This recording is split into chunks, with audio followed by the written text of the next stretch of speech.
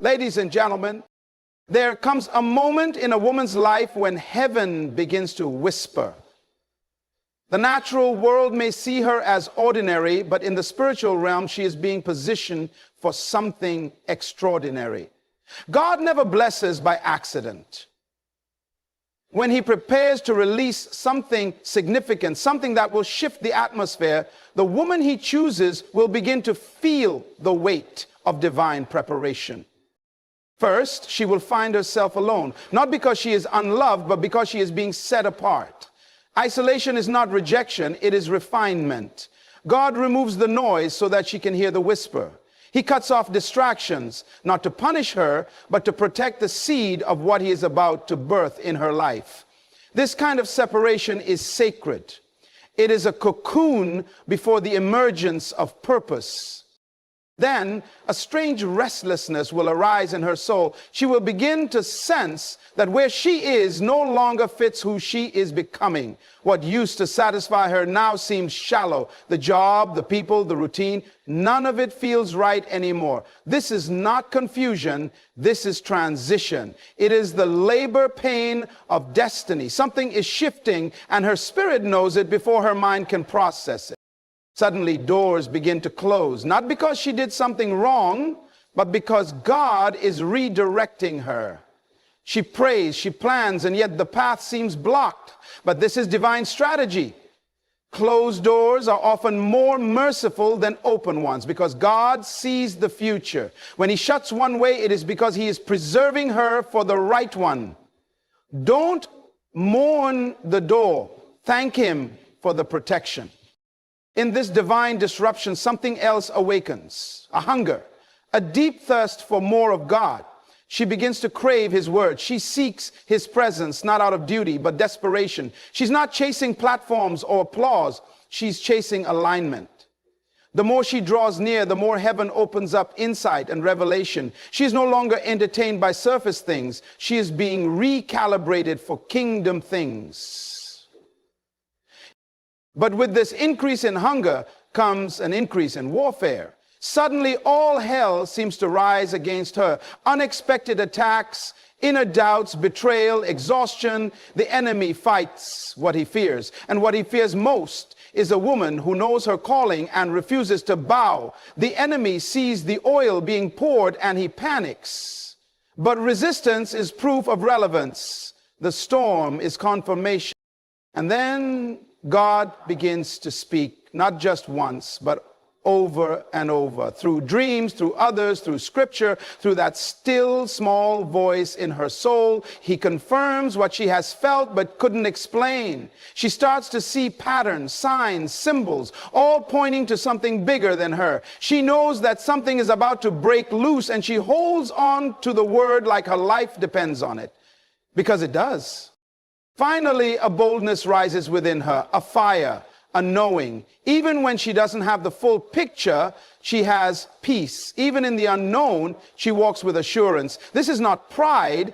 It is power under control, the kind of boldness that comes from surrender. The clarity she once begged for begins to come in waves. Her posture changes, her voice shifts. Her presence carries weight because heaven has backed her. Woman of purpose, if you are seeing these signs, don't run, don't doubt, don't shrink. You are not breaking down, you are breaking through. Something big is coming. And when God blesses, he does not bless halfway. He blesses exceedingly abundantly above all you can ask or imagine. When God is preparing to do something extraordinary in a woman's life, the first sign is often isolation. This is not a punishment, it is a divine strategy. God begins to separate her, not just physically from certain people and places, but spiritually from the noise and distractions that have diluted her purpose. Suddenly, she finds herself losing interest in conversations that once excited her. The friends she used to run to no longer understand her silence. The places she once found comfort in feel foreign and empty. What she is experiencing is not loneliness, it is separation for transformation. God always isolates before he elevates. He removed Moses from the palace before giving him the assignment. He took Joseph through the prison before placing him in the palace. He hid David in the wilderness before he ever sat on the throne. This divine pattern repeats because transformation requires time alone with God. In this season, he becomes her only source, not her friends, not her career, not her titles, but him alone. She learns to lean into his voice like never before. She starts to discern his presence in the quiet moments, and it is there that she begins to understand who she really is. In isolation, distractions are removed and clarity is restored. God reveals things to her about herself that she never saw when she was surrounded. He begins to strip her of the false layers she wore to survive, layers of approval, fear, insecurity, and comparison. And as those layers fall away, she is introduced to the woman she was always meant to be. This is a sacred season. Painful, yes. Confusing, often. But it is holy. Because before God gives her something big, he must first make sure she can carry it. And for that, he needs her undivided attention.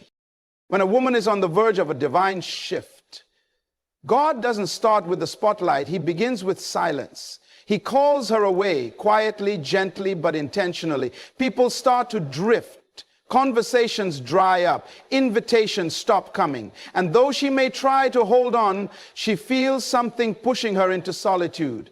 It's not abandonment, it's alignment. God removes her from the crowd because what he's about to deposit in her cannot be exposed to noise. The deeper the calling, the greater the isolation. He's not trying to hurt her. He's trying to protect what he's planting within her.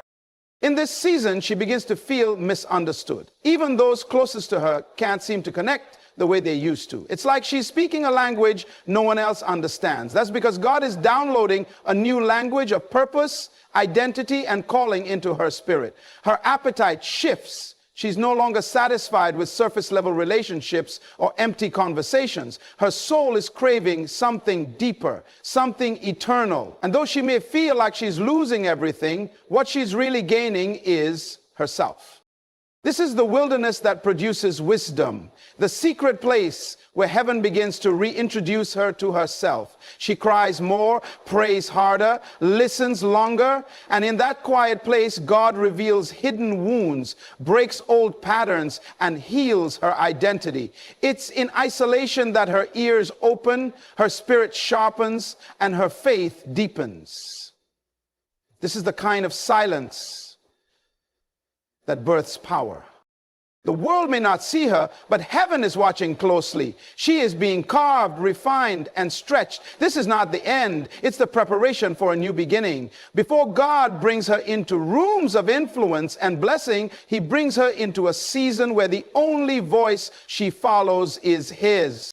When God is preparing to bless a woman with something big, one of the clearest signs is that doors begin to close unexpectedly.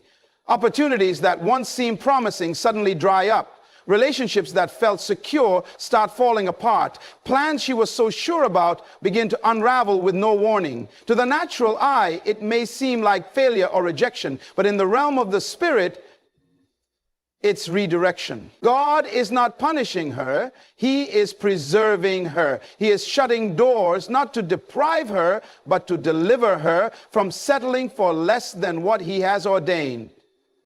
This season can be confusing because the doors that close are often the ones she prayed for.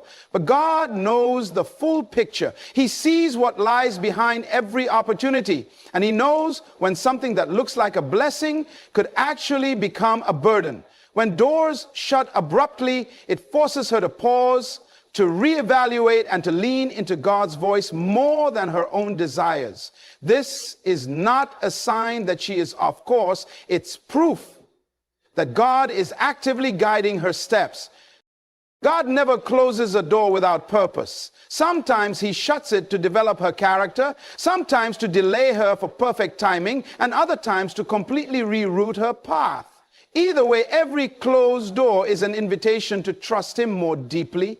In this place, she learns that her destiny is not in the hands of men, but in the hands of her Creator. The job she lost, the connection that ended, the opportunity that slipped away, they were never the source. They were simply tools. And when they no longer serve his purpose, he removes them. Because when he is preparing to open a door that no one can shut, he first closes every one that could limit her vision.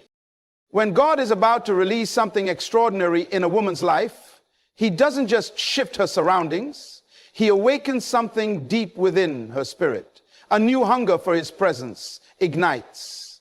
It's not manufactured or forced. It rises up suddenly, consuming her in a way that even she cannot explain. The things that used to entertain her no longer satisfy. The conversations that once held her attention now feel empty. There's a divine pull, strong, undeniable, drawing her into the secret place. She craves stillness, longs for worship, and finds herself searching the scriptures not out of obligation, but desperation. This hunger is not ordinary. It is a divine invitation. It is the Spirit of God stirring her to come closer, to go deeper, to walk beyond the veil. And the more she responds, the more he reveals. In this season, she begins to discern the difference between religion and relationship. She no longer chases routine. She chases encounter. It is in this pursuit that she begins to hear God more clearly, sense him more intimately, and see herself more accurately. Her prayer life begins to shift. She's no longer praying just for things. She's praying for alignment, for understanding, for purity of heart. Her tears become her language. Her worship becomes her weapon. She's not looking for platforms. She's seeking presence. This kind of hunger cannot be taught. It must be birthed by God himself. And when it comes, it rearranges everything. This is how God prepares her for what's next. Before the blessing comes, he ensures she is anchored in him, not in outcomes. He deepens her roots so that when the weight of the blessing arrives, it doesn't crush her, it crowns her. Because what's coming isn't just big, it's divine. And only a heart that longs for him will be able to carry it. When a woman is on the edge of a divine breakthrough, the atmosphere around her begins to shift. And so does the resistance. Unusual opposition and spiritual warfare begin to increase, not because she is weak, but because she is becoming dangerous to the kingdom of darkness. The enemy doesn't fight what doesn't threaten him. But when a woman starts moving into alignment with heaven's agenda, when her identity begins to rise, when her hunger for God deepens and her distractions are stripped away, hell takes notice. And it responds with warfare designed to distract, discourage, and derail her. Attacks come from unexpected places. People she trusted begin to turn. Emotions become unpredictable. Thoughts she thought she had conquered resurface with intensity. Her sleep is disturbed. Her peace feels attacked. Her progress feels slowed. But none of this is random. It's strategic. It is the enemy sensing that something powerful is about to be birthed through her life. And like Pharaoh trying to destroy the deliverer before Moses was grown, the enemy launches an assault before the manifestation arrives. But here's the truth. Spiritual warfare is not a sign of defeat. It is often the greatest confirmation that she is exactly where she needs to be. The pressure is proof of purpose. The intensity is a sign of the impact she's about to make. And though the battle may rage around her, she is not fighting alone. Heaven has already gone before her. The angels have been assigned. The Spirit of God within her is greater than anything that comes against her. This warfare is not to destroy her. It is to develop her. It is strengthening her discernment, sharpening her prayer life, anchoring her faith, and preparing her for the weight of the glory she's about to carry. What the enemy meant for harm, God is using for promotion. Because a woman who overcomes the fire cannot be stopped when she steps into the promise. When God is preparing to release something significant into a woman's life, he doesn't leave her without guidance. He begins to send prophetic confirmation, not just once, but repeatedly, through unexpected people, through sermons, through dreams, through scriptures that seem to leap off the page. God begins to echo his intentions until her spirit can no longer deny it. These confirmations are not coincidences. They are divine signals. It is God's way of saying, I'm speaking and I want you to pay attention.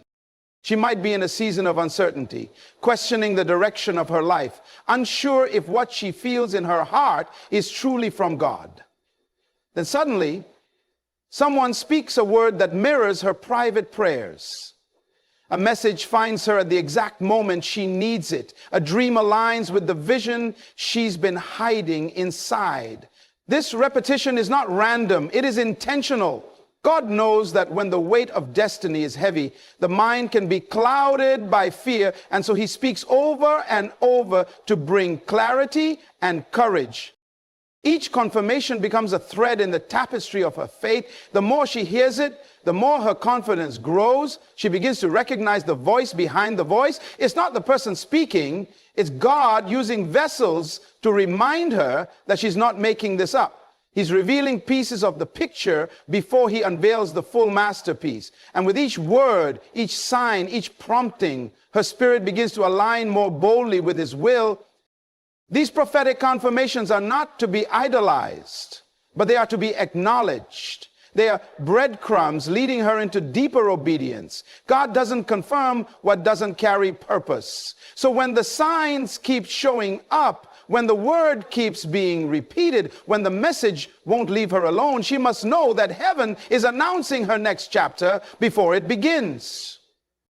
When God is about to bless a woman with something big, there comes a moment when everything within her begins to align with heaven's intention, and suddenly an unshakable boldness and clarity emerges. It doesn't come from external validation. It doesn't come from perfect circumstances. It rises from a place deep within her spirit where fear has been replaced by revelation. She may still be walking through uncertainty, but something inside her is certain. She doesn't have all the answers, but she has the assurance, and that assurance gives birth to a quiet strength that cannot be shaken. This boldness is not arrogance, it is authority. It is the result of submission, surrender, and silence before God. It is what happens when a woman has wrestled in prayer, wept in worship, and warred in the spirit, and come out on the other side with vision. She starts to speak differently, walk differently, and make decisions with conviction. She no longer second guesses her worth or her calling. The opinions of others lose their power because she has heard the voice of her Father, and that voice has settled her soul.